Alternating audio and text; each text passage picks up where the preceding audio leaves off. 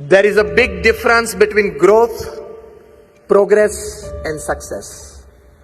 If you increase the turnover of your company from 50 crores to 100, from 100 to 500 crores, it is called growth. It is not success. Let me redefine you the definition of success.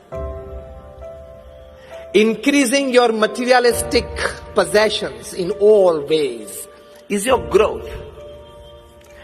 That growth, if it is aided by ethics, ethic means discipline, means honesty, means norms, it is called progress.